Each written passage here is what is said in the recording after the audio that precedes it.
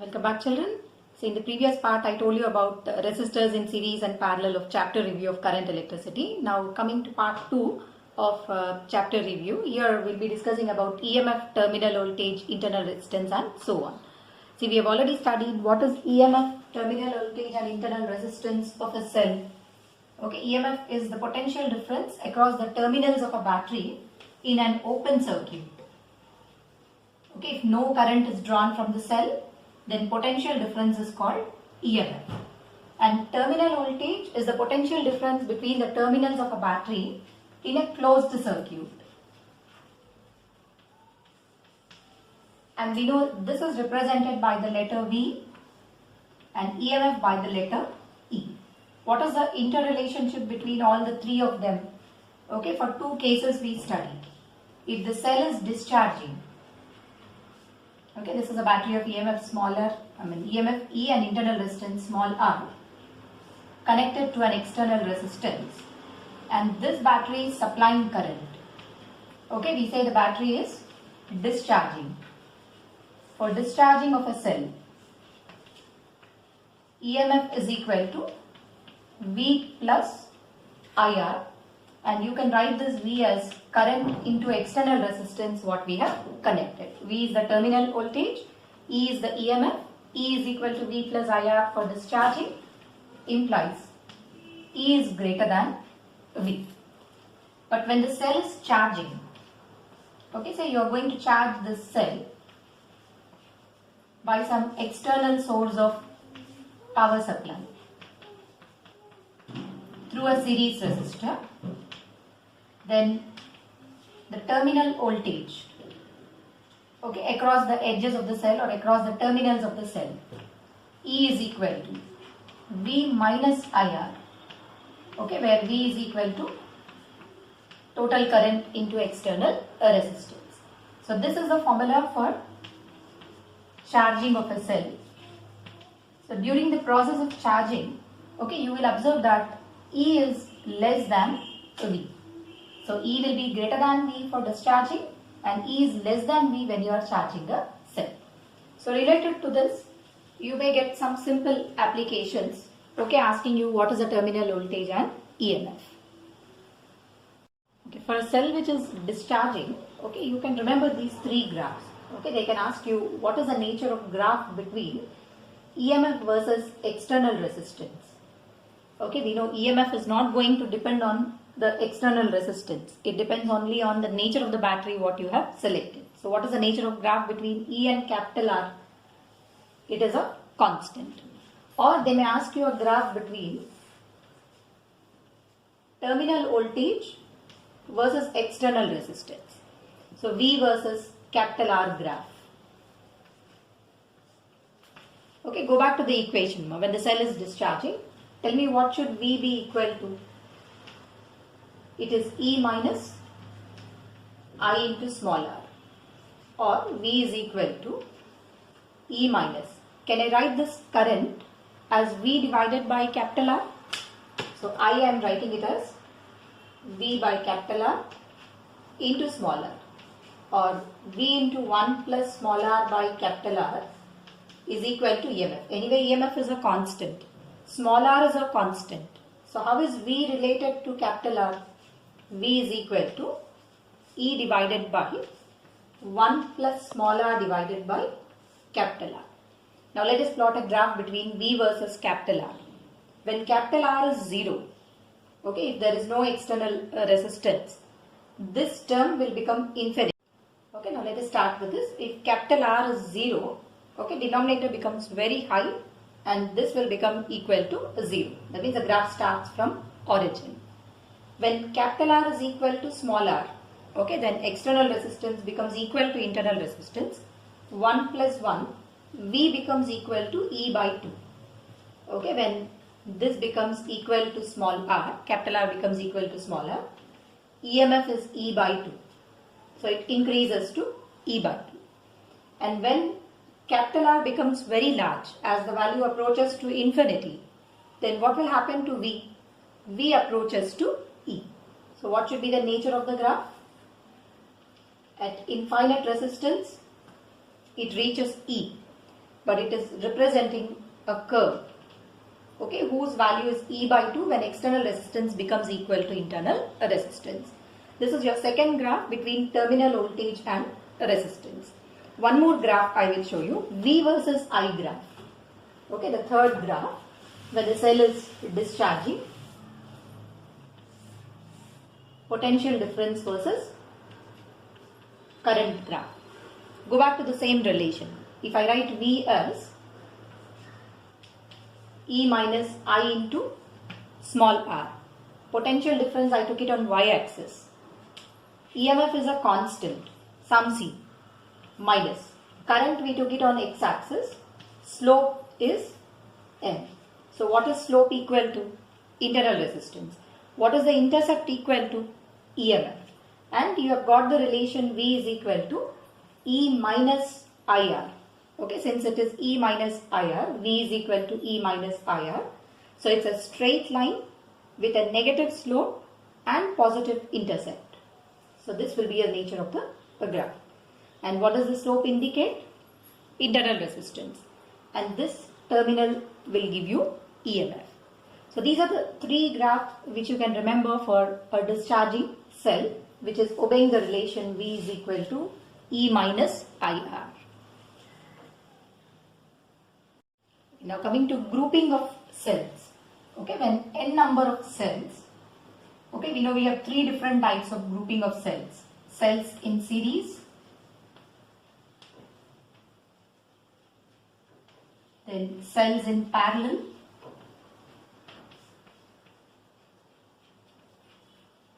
third one is a mixed grouping. Okay, let us recollect the formulas for each of them. Okay, start with series combination. If it is E1, R1, E2 and R2, like this n number of cells, if you connect them across an external resistance, then what is the total EMF of the cell? E equivalent will be, if all of them are connected in a similar order, it is sigma of EI. What is the total resistance of the whole circuit? R equivalent. External is capital R, sum of all the internal resistances. I'll write it as sigma of small r. So if you know total EMF and total resistance, the ratio of these two will give you the current passing through this resistor. So I is equal to E1 plus E2 plus E3 up to whatever number is given by capital R plus R1 plus R2 plus R3 and so on. And if they are identical, you can drop the suffix n into E by capital R plus n into R. So when do we prefer this series combination of cells? When external resistance is greater than the total internal resistance. We prefer parallel combination, series combination under this condition. Then come to parallel combination. Okay, if the cells are connected in parallel, unidentical, E1, R1, E2 and R2 connected to an external resistor, what is the equivalent EMF given by E1 by R1 plus E2 by R2 divided by 1 by R1 plus 1 by R2. I am leaving it in this form because you can modify it even if the number is more than 2. So this is your equivalent EMF. Then what is the equivalent resistance of the circuit? External is capital R. These two are in parallel combination. So we can write it as capital R plus R1 R2 by R1 plus R2. I repeat, these two are in parallel combination and that is in series with capital R. This will give you total equivalent resistance. But if you only want R equivalent internal resistance, 1 by R equivalent is 1 by R1 plus 1 by R2. Since the cells are discharging, supplying a current to this resistor, how to get the total current? Just now I told you, E is equal to, when the cells are discharging, V minus IR. So this you will replace as E equivalent, V minus I into R equivalent, where V is nothing but current into capital R. okay, where R is the external resistance.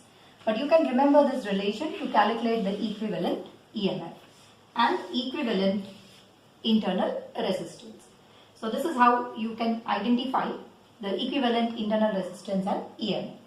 If suppose the cells are identical, then remove the suffix.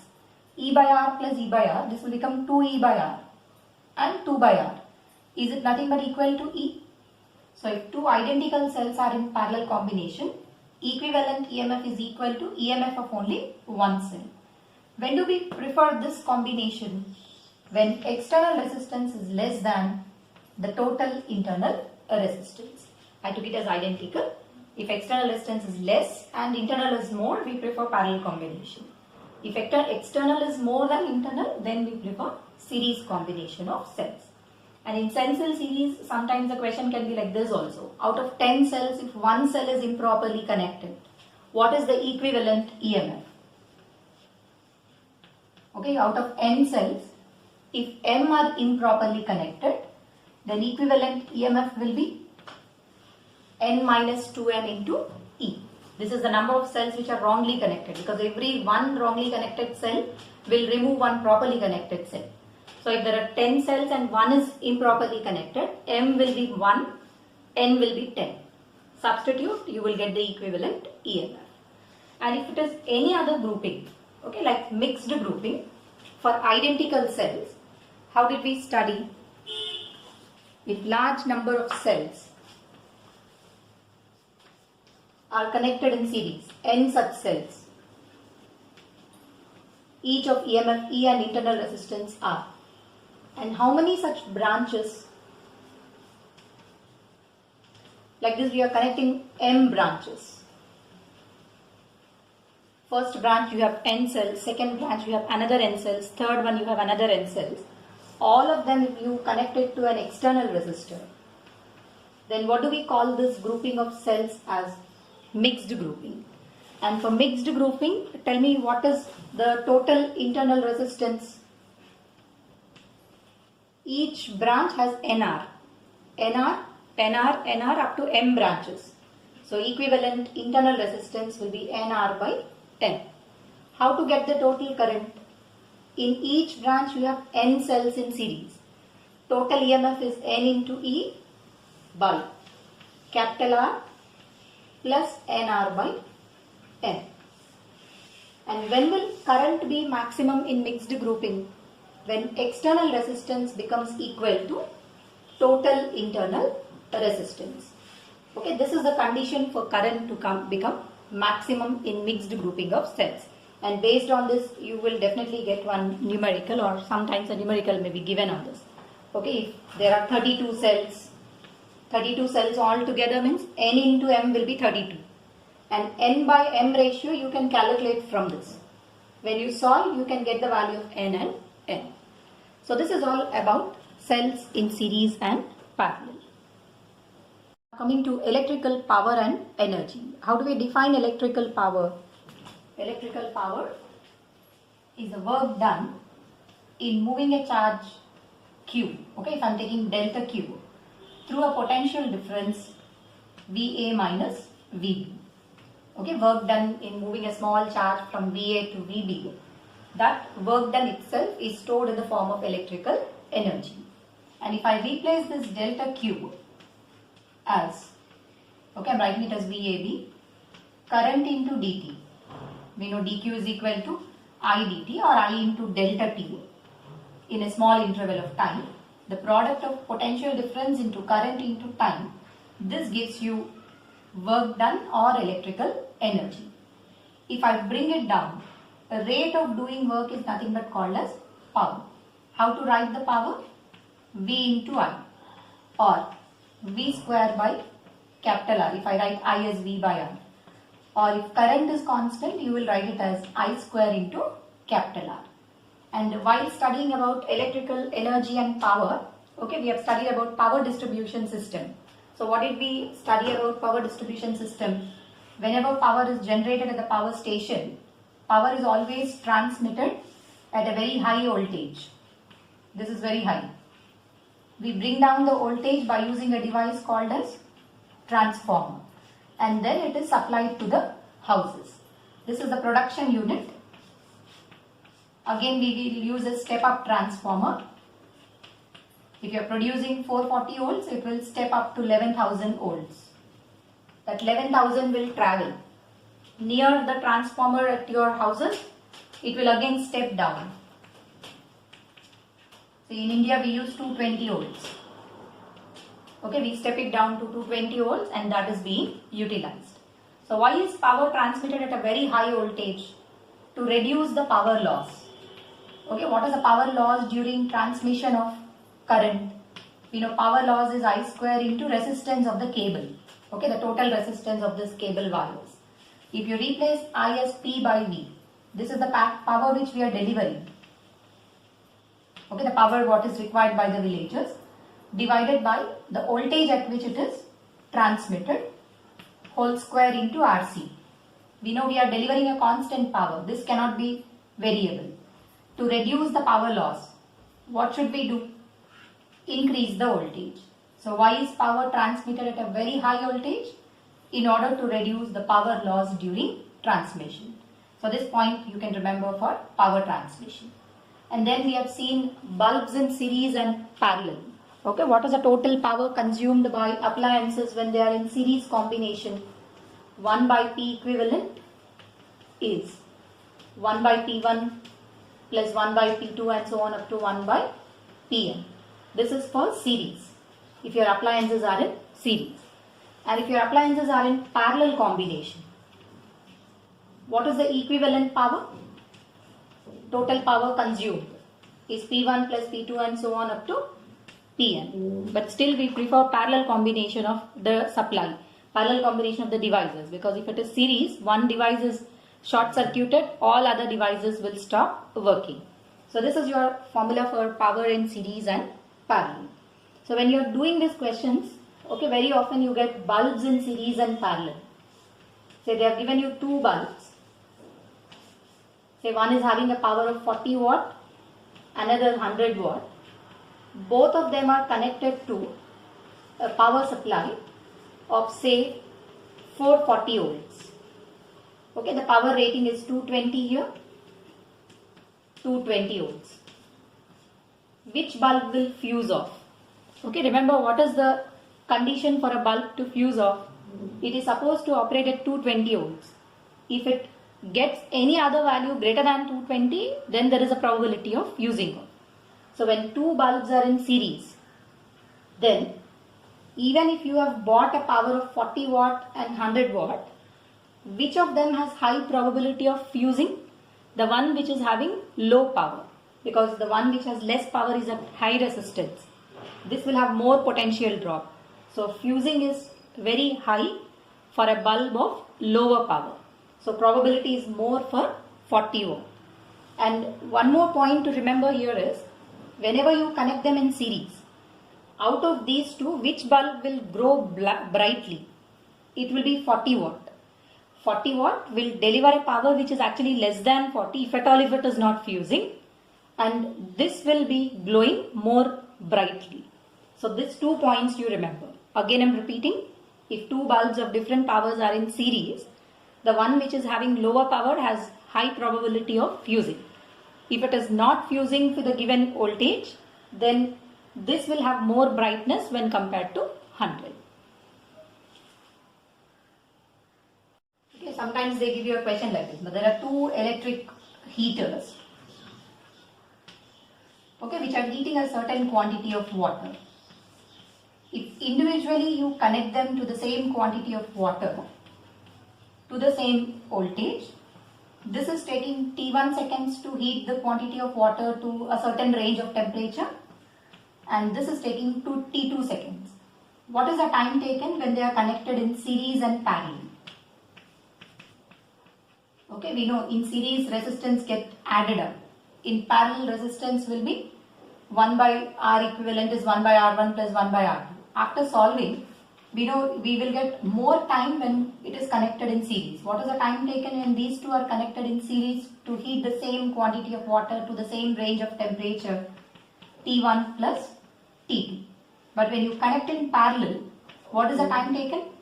1 by t is equal to 1 by t1 plus 1 by t2. Okay, you can remember this formula and solve the question with less time. Okay, now coming to questions which are related to Kirchhoff laws and its applications. Okay, what are the two Kirchhoff laws? First law is called the junction rule. The net current at a given junction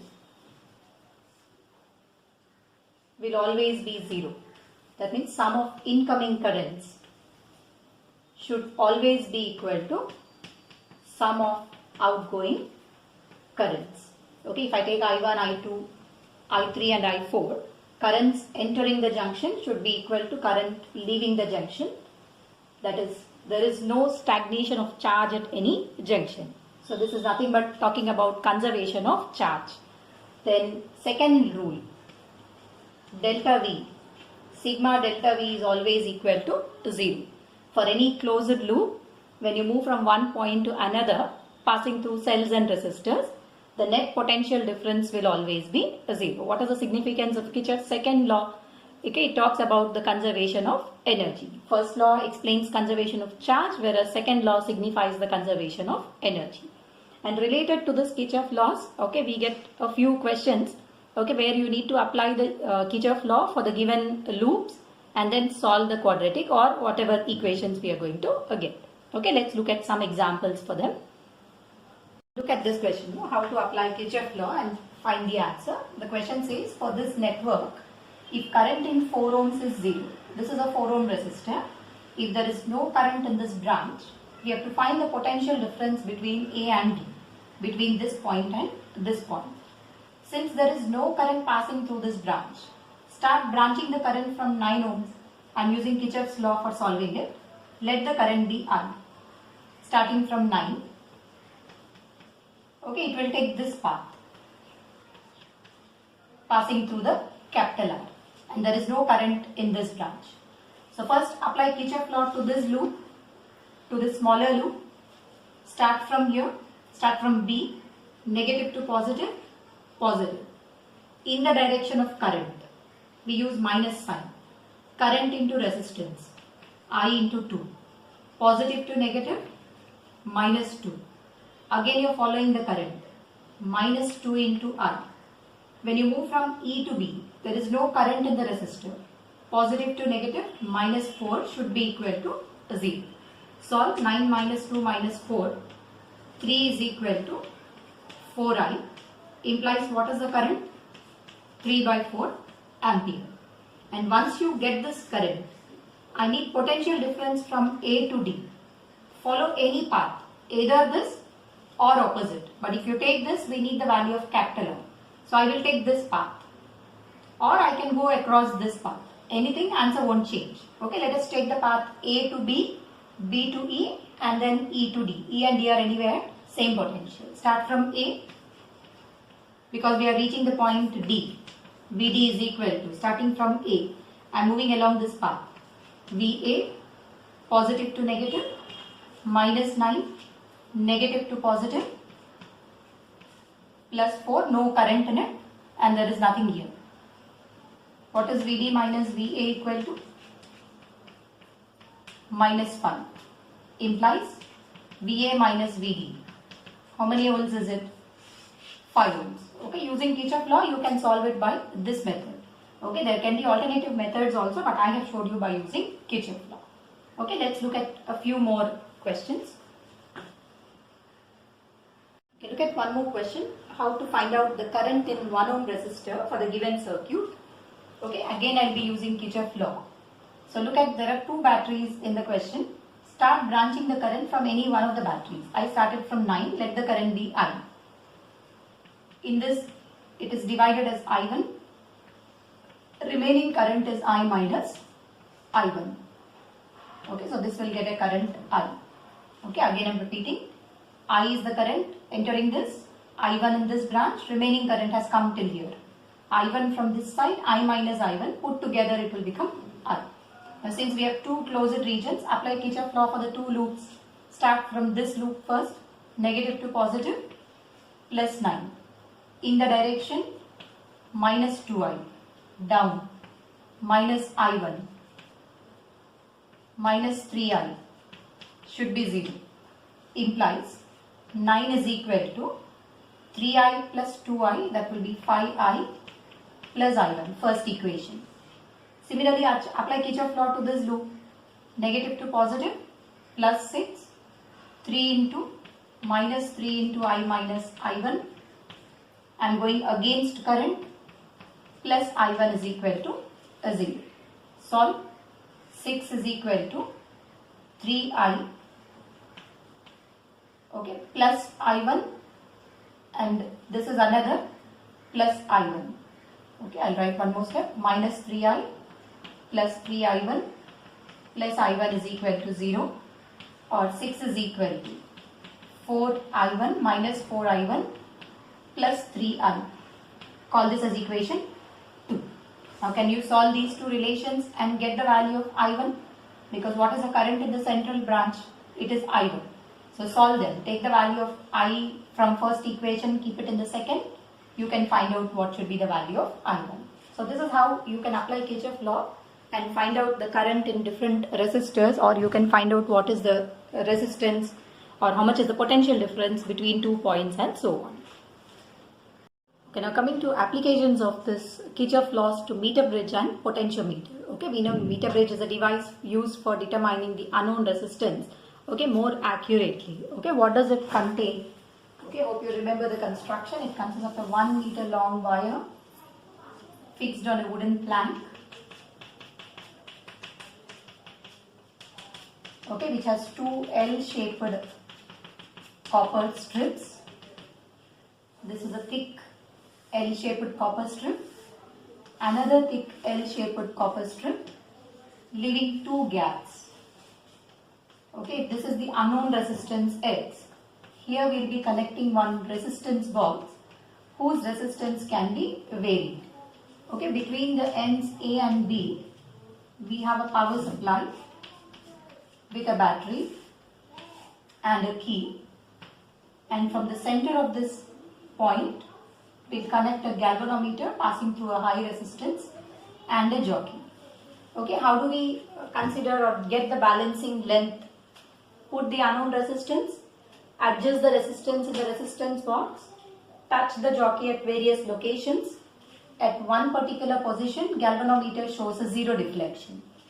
Then measure this length as L1. The remaining length will be 100 minus L1, where L1 is measured in centimeters. Then X by Y.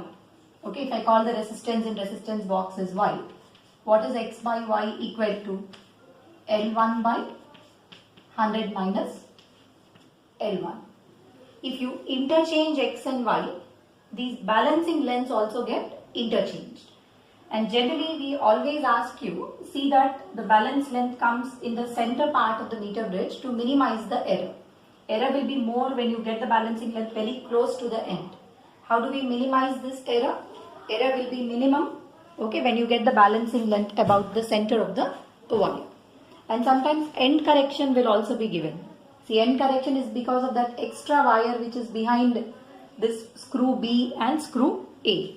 If you know the end correction at B as say X, Y, small y, and end correction at A as small x, then how will you modify this relation? X by Y will be L1 plus end correction by 100 minus L1 plus end correction. If they give you end correction as 1 or 2 centimeters, add those end corrections while you are getting this ratio of X by Y. So this is regarding the meter bridge. Okay, I don't think it's difficult to solve questions on meter bridge because mostly questions are formula based applications. Or they may say if there is another resistor connected in parallel, what is the shift in balance point, whether it shifts towards left or towards right. Okay, this type of questions will be given for a meter bridge. Then coming to the next device which is working on Kirchhoff laws, that is potentiometer. What is the advantage of a potentiometer? Okay, you can find EMF, terminal voltage as well as internal resistance by using a potentiometer. Okay, what does the circuit contain? A 10 meter long wire, okay, which is called the primary circuit. I am not showing you all the 10 meter long wire. connected to a battery called as which cell? Driving cell. Then a rheostat and an ammeter.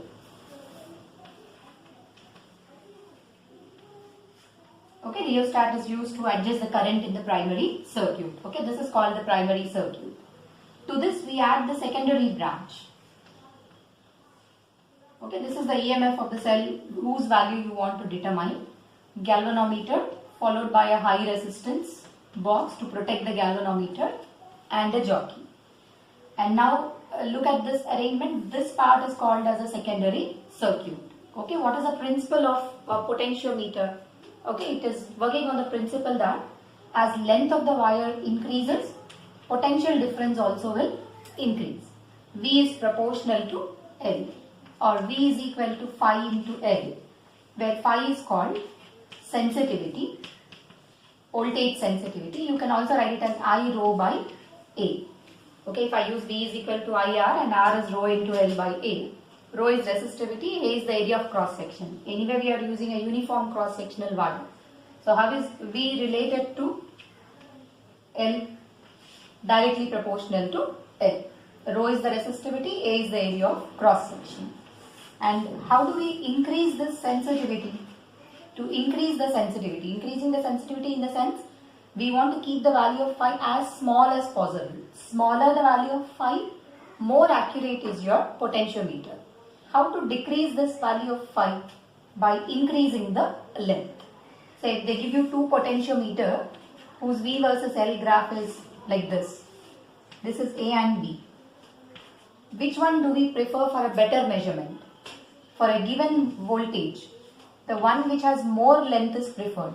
So B is preferred when compared with A, because B has a smaller value of phi. Smaller the value of phi, even small changes can be detected. Then here questions will be related to two applications. I hope you remember the two applications. So one is to find the unknown, compare the unknown value of the EMF. How do we compare? Okay, we'll connect two cells, E1 and E2. What are the precautions? This end should be positive and positive. Driving cell should always have an EMF greater than E1 and E2. First precaution. Primary and secondary branches should always be in parallel to each other. Otherwise, you won't get the balancing length within the given length of the bridge. Again, I am repeating, what are the two precautions? This end is positive, this should be positive. That means primary and secondary should be in parallel combination. Second precaution, driving cell's EMF should always be greater than EMF of this unknown cell. Then how do we compare the EMFs? Connect E1 in the secondary, find the balancing length. Connect E2 in the secondary circuit, find the balancing length. The ratio will give you E1 by E2. So E1 by E2 is equal to L1 divided by L2. And sometimes they give you two cells are connected in series, balancing length is L1. One of them is reversed, balancing length is L2. Then what will your equation be? E1 plus E2 when they are supporting each other. E1 minus E2 if E2 is reversed. Should be L1 divided by L2. Okay, two cells are first in series to support each other, later on E2 is reversed and you are measuring L1 and L2 are the balancing length. Giving this also, they may ask you to find E1 by E2. And what is the second application of potentiometer? We can find out the internal resistance by using it. How do we connect it for measuring internal resistance? Connect the cell whose internal resistance you want to determine. Parallel to this one external resistor with a key and galvanometer. This is your jockey. If you don't insert this key, we are not drawing any current from this circuit. That will give me EMF. Okay, EMF will be equal to voltage across AC. So what is EMF of the cell? Phi into balancing length is L1. Insert the key. We are drawing some current from this loop or from the battery. When you draw the current, you won't measure EMF, you are measuring terminal voltage. Is it phi into L2? Compare the two relations. E by V is L1 by L2.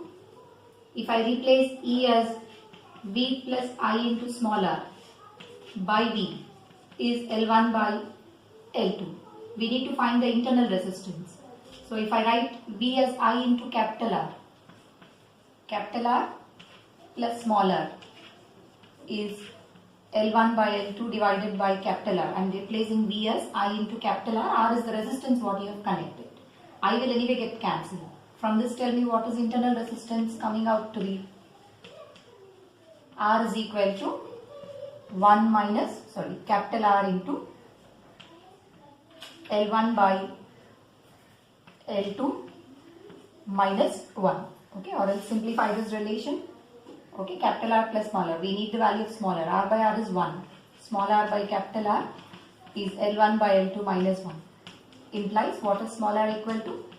Capital R into L1 by L2 minus 1. So using this relation, you can find out the internal resistance of the cell. So on potentiometer, you will have a few more questions. Okay, so once you refer to those questions also.